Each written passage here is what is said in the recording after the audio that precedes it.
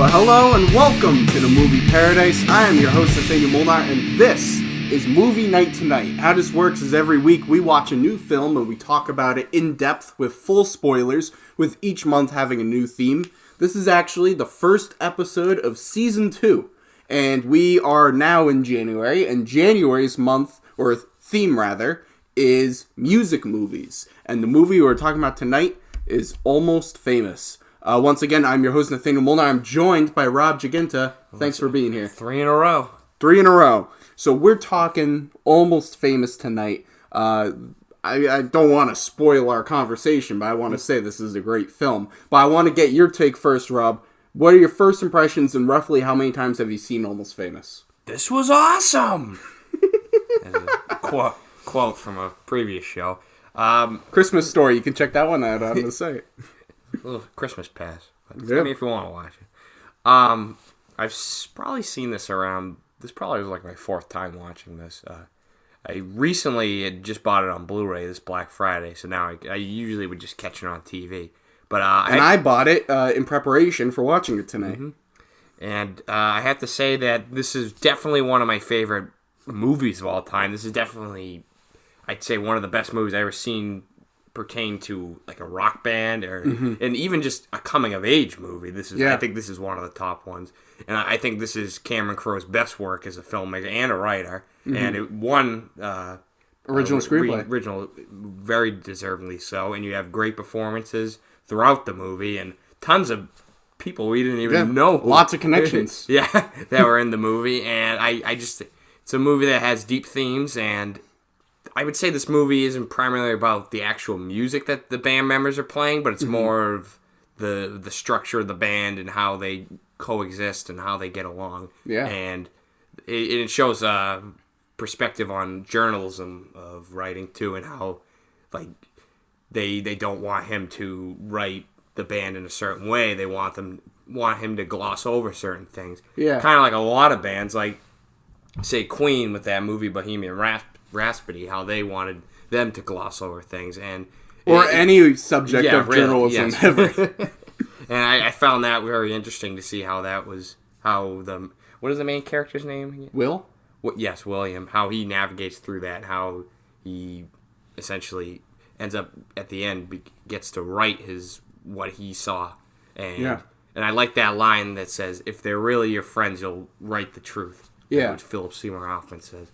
And great movie. And how many times roughly would you say you've seen Almost Famous? I said 4. Oh, 4? Oh, yeah. Sorry, I missed that. Okay. Well, I would say I've probably seen this about 4 or so times myself as well. You don't have to beat me. It's fine. And I love this movie. I think it's great. And really, pretty much for the exact same reasons that you said. I think it really helps that this movie, like you said, is not necessarily about the music itself, but it's about the characters. And I think that's how something like this can stand out, is that it's really about the characters. And even taking an example like Bohemian Rhapsody, I think one of the weaknesses of that film is that you don't have super strong characters, and that it is more about the music rather than the characters, or going deep into the characters. And I think with this movie, it helps that the band isn't real. It's not a real band. Yep. Because then you don't have any preconceived notions as to what the movie should be or anything like that. And really, the music itself, or the actual music that Stillwater plays, is really far in the background. Like, it barely exists in the film. It's all about the characters, and it's all about the group dynamics, and it's all about battling egos and everything like that. And I think all those character dynamics and tension and everything, that's really what makes the film work. And so Almost Famous, I think, is a great film. It's a good showing of like how it is like going on the road with a band. I think in my estimation, it looked like a pretty realistic take on it. Yeah. I mean, like, they're partying every night, they're sleeping with women of all sizes and ages, and taking numerous substances. Yeah. But it's a very fun movie. There's a lot, and I mean, there's also some sadder parts towards.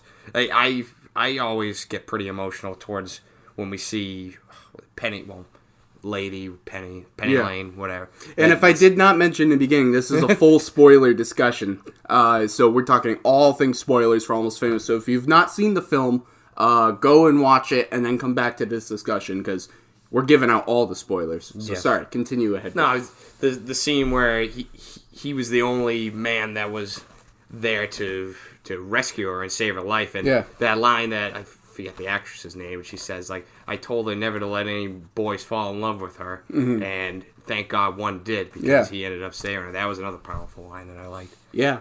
I think this film really resonates with me.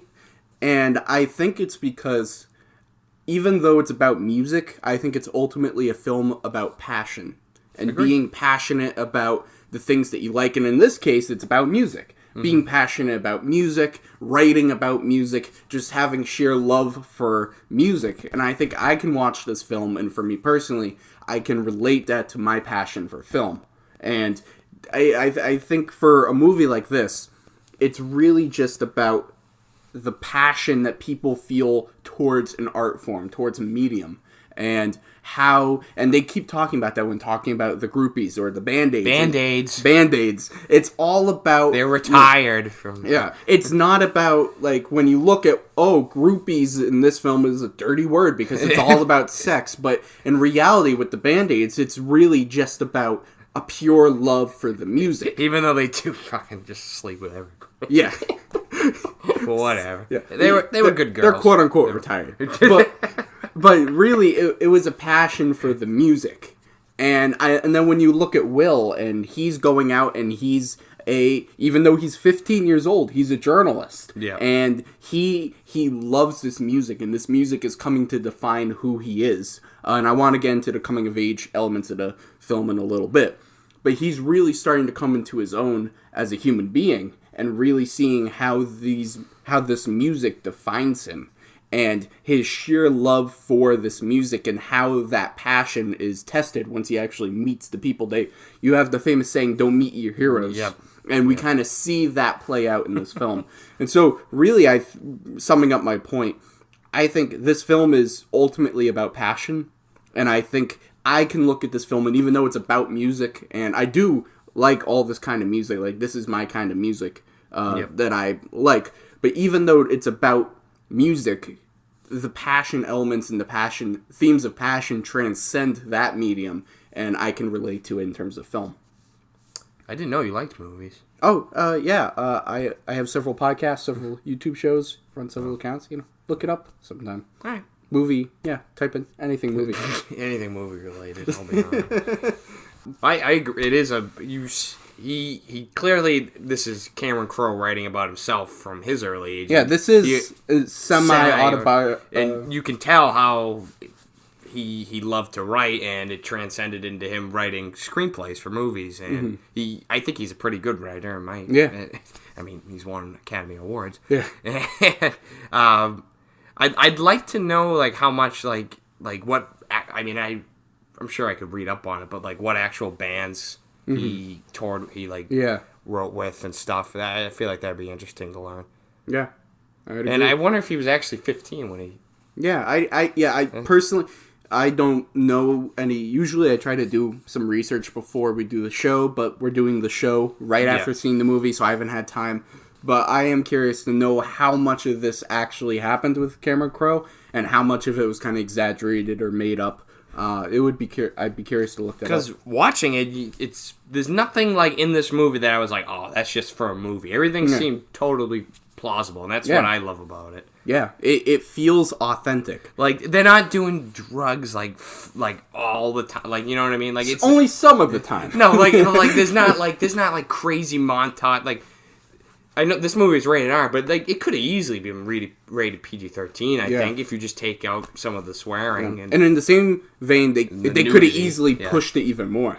Yeah, exactly. But I think they had the right balance of what they needed. There was good restraint. Mm-hmm. Because it wasn't over the top. That's what I liked about it. Yeah, because I think we've seen movies about bands touring, and it's literally like all cocaine and hookers and everything, and it's just craziness. But I think, and I'm sure that happened, but in filmmaking, film. when you're making a movie, I don't think you can necessarily have something like that because you can take the or you don't audience need out of it. Yeah, I think you didn't need like endless montages of everyone doing cocaine and having giant orgies and stuff. Like you knew it was going on, but you didn't see it. Exactly. That's another thing I liked about it. Because that wasn't the point of the film. Yeah. The point of the film was the characters, and I think tempering that and reeling back on some of those elements really helped keep the focus on the characters. So I think a big part of this movie that the band talks about a lot is this kind of this difference between real people and fake people. And how, so I think Russell, played by Billy Crudup, says as much in the very beginning of the film. He says, he's talking to Will, and he says, there's fake people out there who are going to pretend to be your friends, but they're not real, they're not fake. And throughout the film, we see these characters trying to find something genuine in this world when they're surrounded by fake elements. I think this plays into kind of the shallowness of living out on the road and touring. You have all these band members where, even though, like we were just talking about, we don't see it, they're surrounded by drugs and just endless women and all these things, and none of it feels real. You have that scene where Russell is on acid and he's like, this is real, this is real, this is real. He's searching for something real because his life, while he's living his dream of being a musician, everything he's surrounded by, none of it's real. It all feels fake. And so you have this constant search for what is real and what is reality. But I think even as we get to the end of the film, the characters really don't realize what is real until they get to the very end. They screw over Will. And I think a big reason of why they were so afraid of this Rolling Stones article coming out was because it would expose what was real. Exactly. And you have that scene at the end, and Russell says, maybe we don't see ourselves as we really are. I think a lot of the film is they're so completely surrounded by the shallowness of living out on the road, and they like it, and it's a high for them, and they get off on it. But they know it's momentary, and they know it's going to come to an end, and they are searching for what's real, and they don't really understand what that is until they get to the very end of the movie. And like he says when he's laying down on the park bench, and they're reading him the article, and it says you said you were screaming, "I'm a golden god." And he says, "I never said that." But then he goes, "Oh wait, maybe did I?" And then they start to make, yes, this is how we really are. And And the character's arc goes through a lot of changes through the movies. I feel like they have their peaks and valleys of where they come to face their ultimate demons in the end of what their flaws are as a human. As you can see, like character Russell, like he loves Penny, he really does, but there's just something about it that he seems to just use her in a way. Yeah. But I feel at the end he actually started to truly appreciate her. Yeah. And I think and even taking what Frances McDormand's character says to him throughout the film, I think when you watch the movie you could be tempted to say, oh, well, that's just her being the concerning mother, but there's more to it with it. You can see it right on his face right after she says it, and he's thinking about it. They're all in the huddle, and he's looking at Will because he's thinking about that. Yeah, and she says, I think there's hope for you yet. Yeah. And I think he really takes that to heart, and I think Will ultimately is the one who helps him change as a human being, but it's kind of jump-started through Frances McDormand's character, as he starts to realize that the life that he's living is not real. Exactly. And he's been on the search for reality, and what he's living is not real, and he's kind of deluded himself into thinking that it's real, but it's not. So it's fake news. Yeah. So I think the film offers up that really interesting contrast between what's real and what's fake. And yeah, I agree. So this is definitely, while this is a music movie, it's also definitely a coming of age film. And I think that's what I take it as. Yeah, it's my number one. Like if I was going to put it in a genre of movies. So what about this film stands out as being strong coming of age elements? Or what makes it work so well as a coming of age film? Mainly, I think Patrick Fugit's performance is really underrated in this movie. I think you might come away from this movie saying, "Oh, Billy Crudup, Kate," because and Frances McDormand, they're the one. But he has a lot resting on his shoulders, and I think this must have been one of his first movies he ever done. Yeah, and I think he does a great job of showing you a character that starts kind of. You see, he's kind of nervous in the beginning. He doesn't like he's hanging by that door. The guy says like, "You're not on the list." But as he gets accompanied by the band and their bonds and friendships start to grow, he starts to become a more realer, more genuine person, and you can definitely see that like he's a hard worker from what his mother has taught her. And it's funny how like Zooey Deschanel, the sister's character, says like she's kind of like rebellious against the mother, but I think the mother is the reason why he was able to become a writer for Rolling Stone at age 15.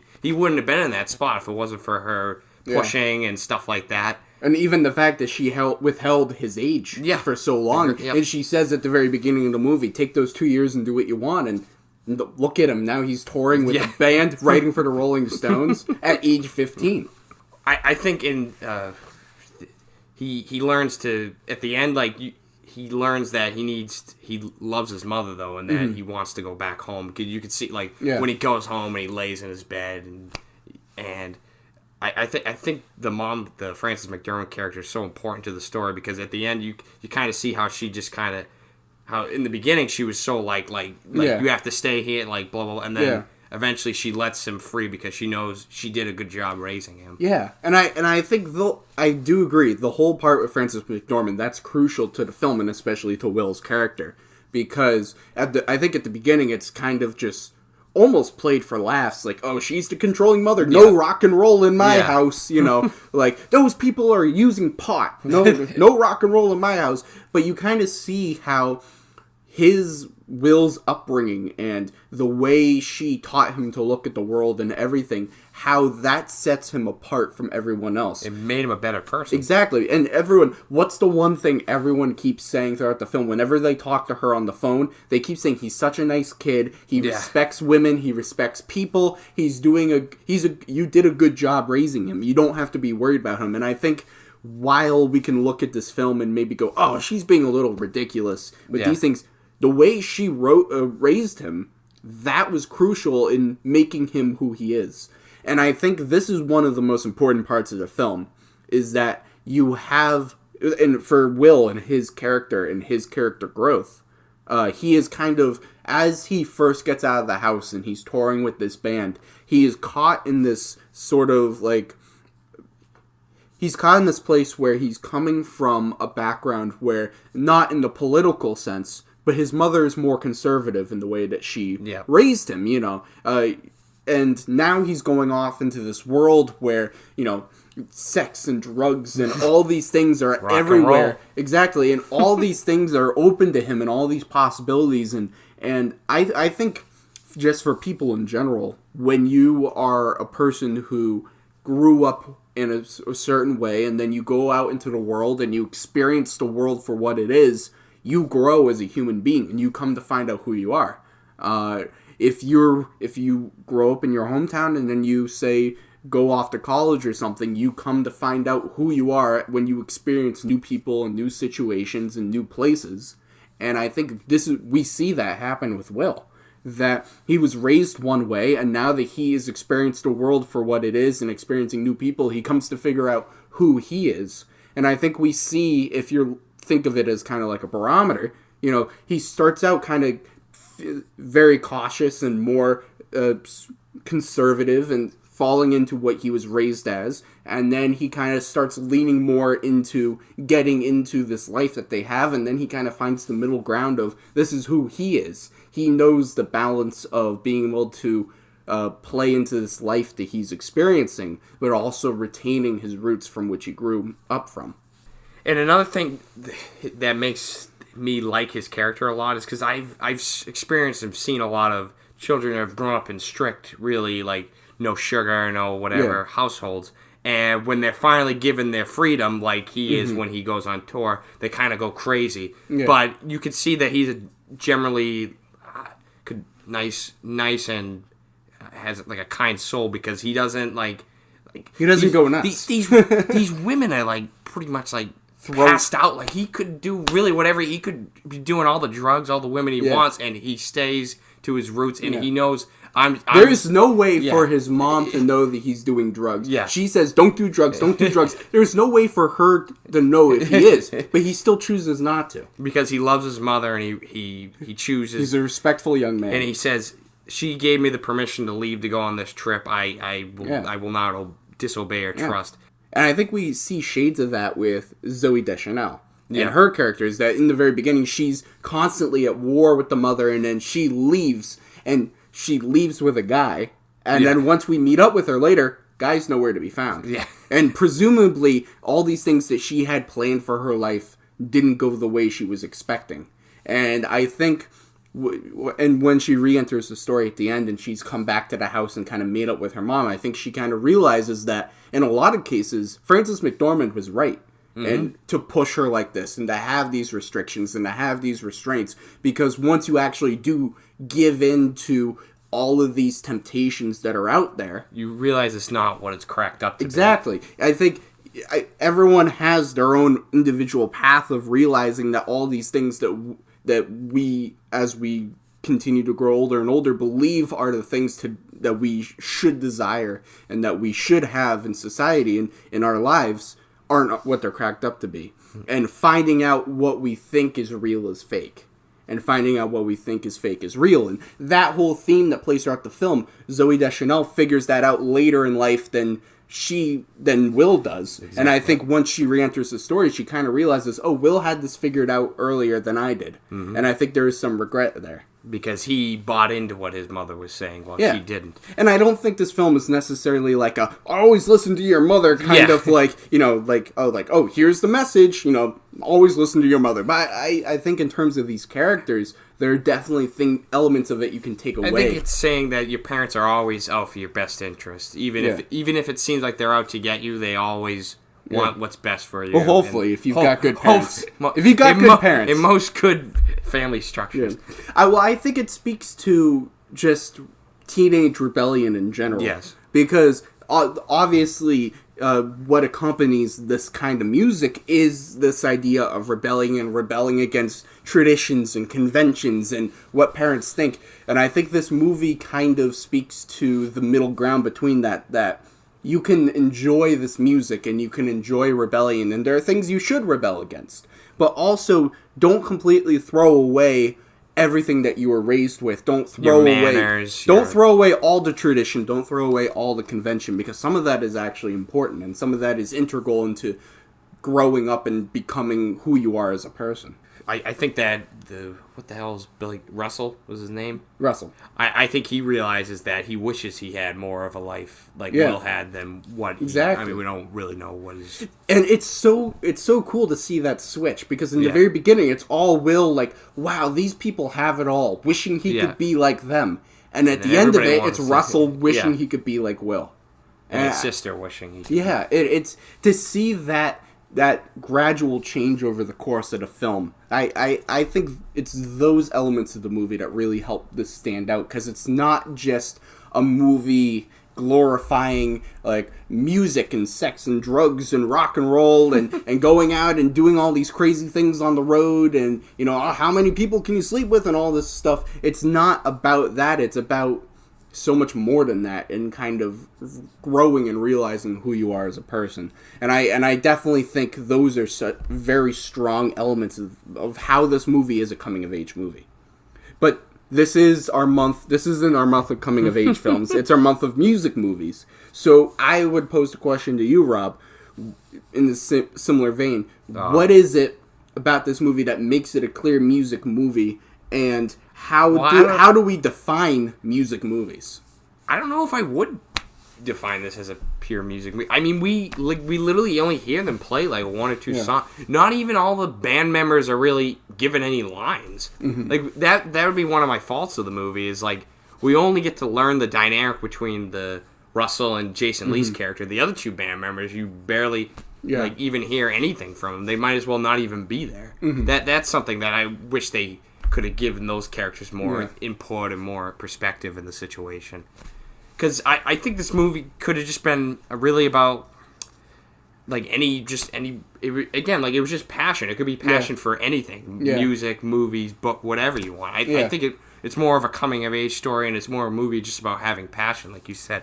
I wouldn't just clearly. It's obviously is. It's about a rock and roll band, but I would say if what makes it a music movie would probably be just because of this is what he loves. What's his name? Will. He loves music, and you see his bond for music when he meets Philip Lester or something. Yes, Philip Seymour Hoffman's character. And I love his character in this movie. He's great. Yeah. They use him in small doses, but they use him at the right times. Yep. And you see, like, when he's giving them I love the scene where he's on the phone and he's like, oh, it's due tonight. Like, what do I say to him? And he's like, tell him it's a real think piece. Yeah. He feeds him the whole line, and then Will says it to him. And he's like, I like that. I like the sounds of that. And the girl in the background's like, nice job.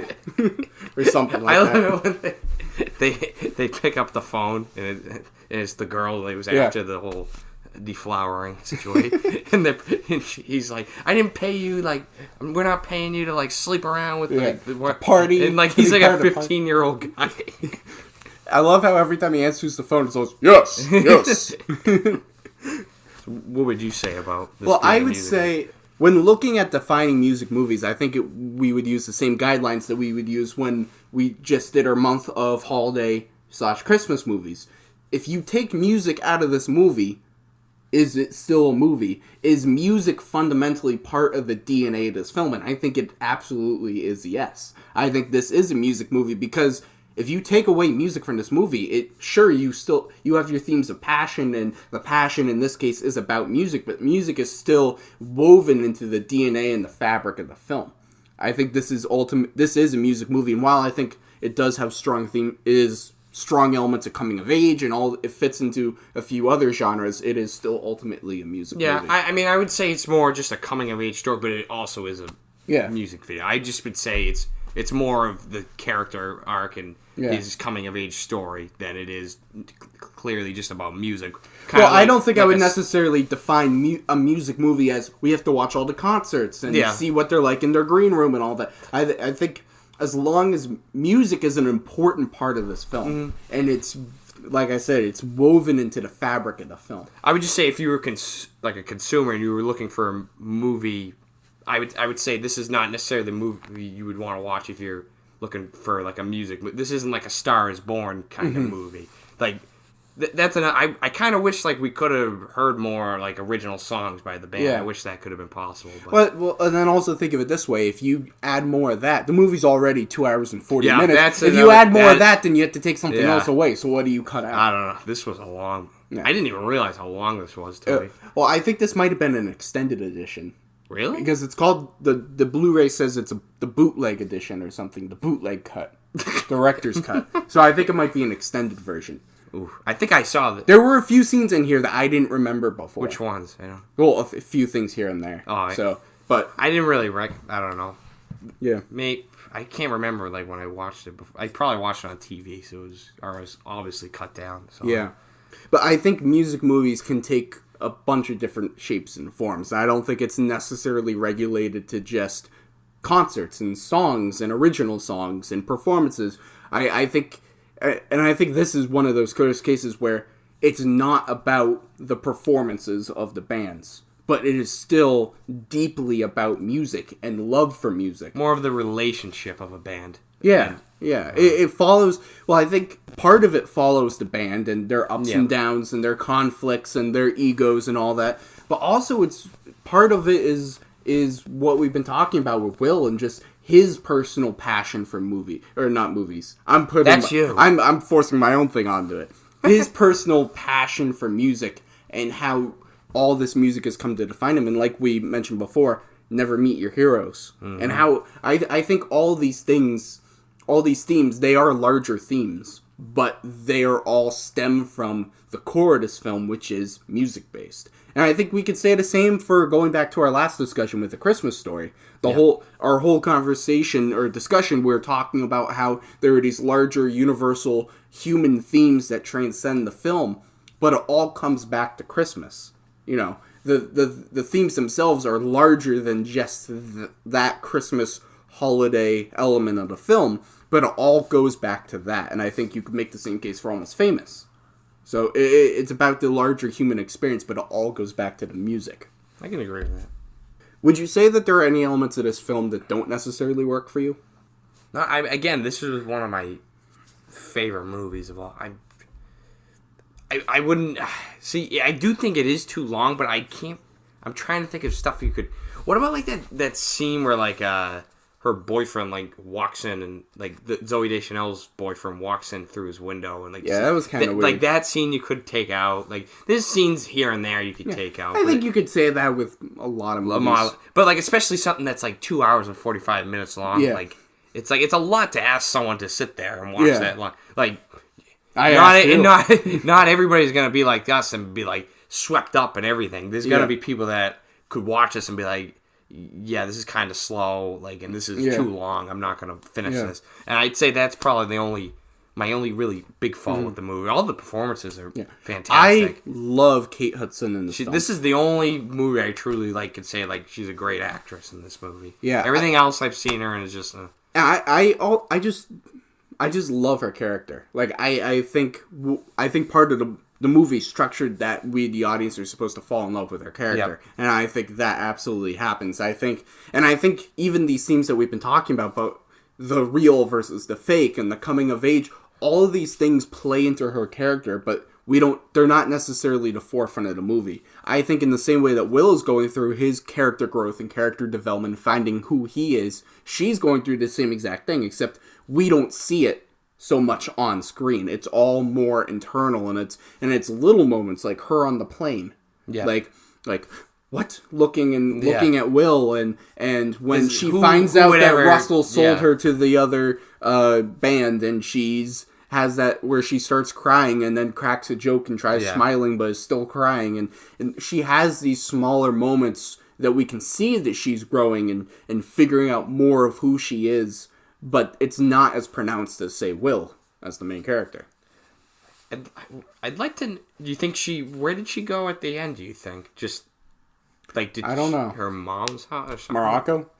Oh yeah, she did end up, but like when like he called her, I wonder where she was. I don't know. I don't know. Who knows? Her character is, bear with it, kind of like an onion, if you could say that. She starts off with just a whole. She's an ogre. She's Shrek. A whole vegetable, but you peel back the layer and you basically get to see her core at the end and see that she has her faults to her. But well, the more layers we saw from her, the more I wanted to cry. So that's a good one too. Yeah.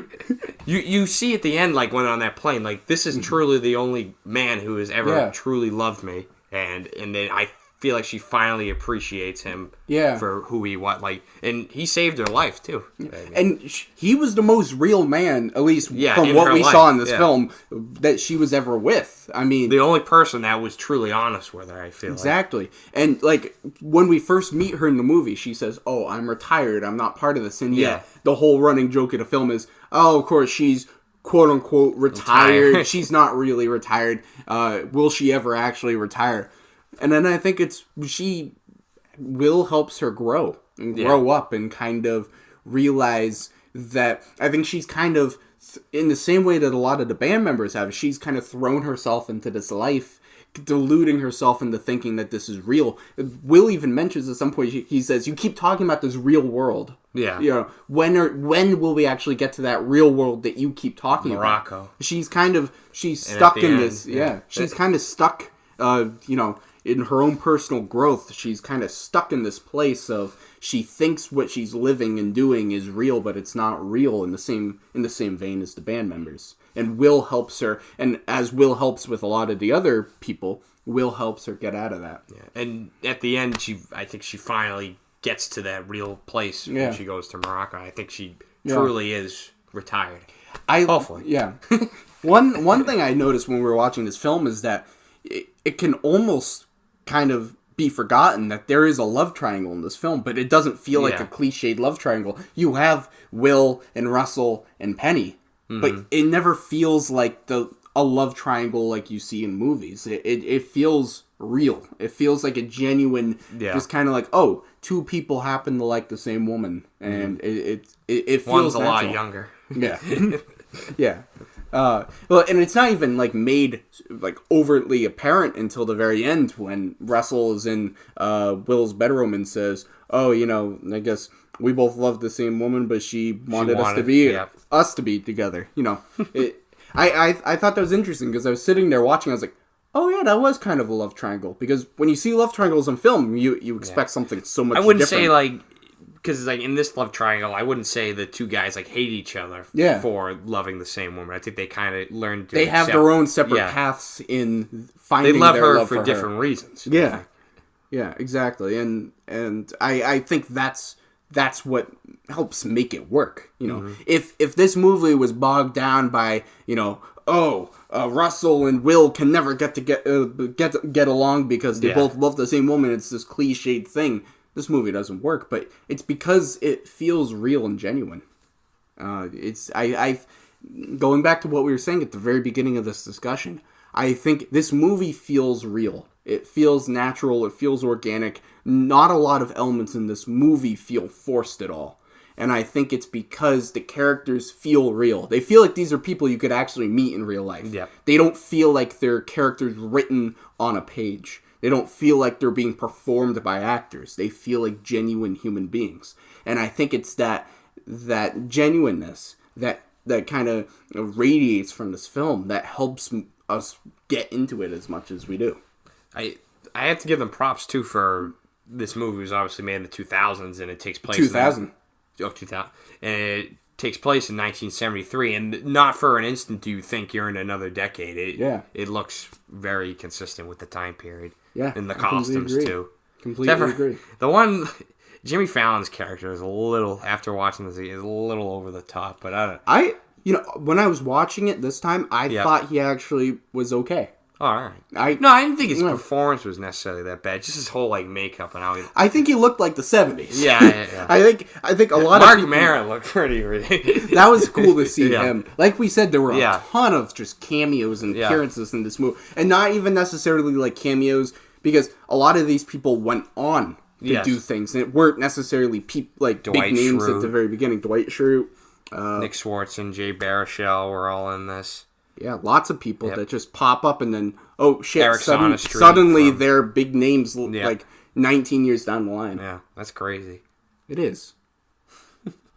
So as we wrap up this discussion, Rob, what would you say are your closing final thoughts on Almost Famous? I would say this is one of my favorite movies because of the whole coming of age element to it and the whole William character. And I think everybody can see a lot of themselves in him and how he basically gets his first glimpse of the outside world and what it does to him as a person. And all the performances in this movie are top notch. They're Oscar nominated. I mean, I thought Jason Lee was excellent in this movie too. A guy who's not given a lot of credit, but in the direction I thought was spotless as well. And I love this movie, and I love all the music, like the Elton John music. I think it was placed perfectly. All the music. I think that scene on the bus where they're all singing. Yeah. So I think that's the scene I think that basically eclipses this whole movie. I'd say. And do we give scores on it? You can if you'd like. I'd go 4.9 out of 5. Wow. That's a high one. Wow. Let's do it. Why not? It's the given season. It is the holiday season. I'll go 1.1 off. It's a little long. That's it. So my final thoughts would be that I love this film. And it's kind of easy to say, oh, well, the best part is the writing when it's an Oscar-winning script.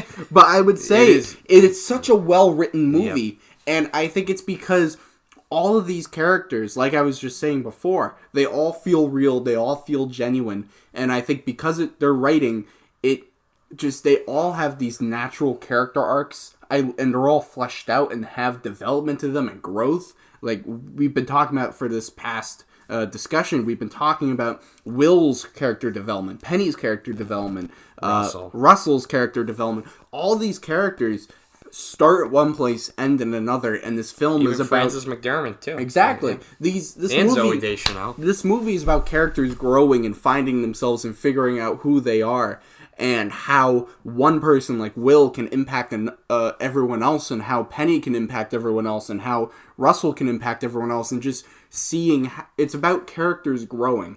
And I think it's also the larger themes and elements, like the coming of age element to the film, the themes about passion. I think it's all these different, the character growth, the themes, the character development, all these elements of the movie I think are really what helps transcend it from just being what could have been, it's about a band going on the road, doing a bunch of drugs, sleeping with a bunch of women. It could have easily seemed generic or just whatever, a forgettable film, but I think the script and the performances are what elevates this and makes it a timeless film. Exactly.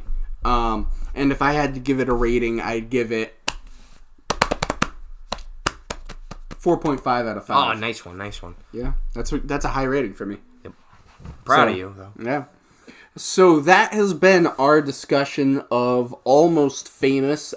This was the first episode of Season 2 of Movie Night Tonight in our month of music movies. Next week, we've got a good one coming up. We are going to be talking about Straight Outta Compton, which that's a great film. I'm excited to talk about that. So look out next Saturday. We will check out on Saturdays, episodes of Movie Night Tonight go up. You can check out our discussion of Straight Outta Compton next Saturday. Check that out, watch the film, and come check out our discussion. Once again, I'm your host, Nathanael Molnár. Rob Giachinta, thanks for being here. Hey, I had literally nothing else better to do. And make sure, as the audience, make sure to like, comment, subscribe for more content. And be sure you can check out every episode of Movie Night Tonight. They're up on YouTube, they're up on iTunes, they're up on Spotify. You can find all of Season 1 up there. And you can find every upcoming episode of Season 2. Like I said, they drop Saturdays, so be on the lookout for that. And until we talk about Straight Outta Compton next week, see you later. Bring it home, yeah! Woo!